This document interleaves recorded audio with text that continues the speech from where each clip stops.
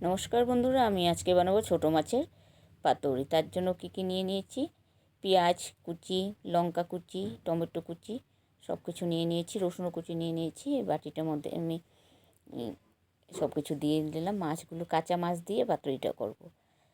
নুন দিয়ে দিলাম, হলুদ দিয়ে দিলাম,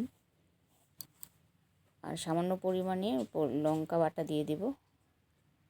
কাঁচা লঙ্কাটা চিড়ে দিয়েছি, তার জন্য লঙ্কা বাটাটা কম দিলাম। কাঁচা তেল দিয়ে দিলাম অল্প। এটা ভালো করে মেখে এখন আমি কড়াইতে দিয়ে দেবো। কড়াইটা আমি আগে বসিয়ে দিয়েছিলাম, তেলটা আগে গরম হয়েছে। এর মধ্যে ফোড়নে দিয়ে দিলাম কাঁচা পেঁয়াজ আর অল্প পরিমাণে কালো জিরা ফোড়নে দিয়ে দিলাম। এটা একটু লাল লাল হবে পেঁয়াজটা ভাজা ভাজা। এরপর আমি ঢেলে দিব মাছটা। দেখেন ভালো করে নাড়াচাড়া করে নিলাম, মজে গেছে অনেকটা। এখন আমি একটু ঢাকা দিয়ে দিব। এটার মধ্যে আর কোনো জল এড করব না, ঢাকা দিয়ে দিলাম। প্রায় হয়েই আসছে আমার ছোট্ট মাছের পাতুরিটা।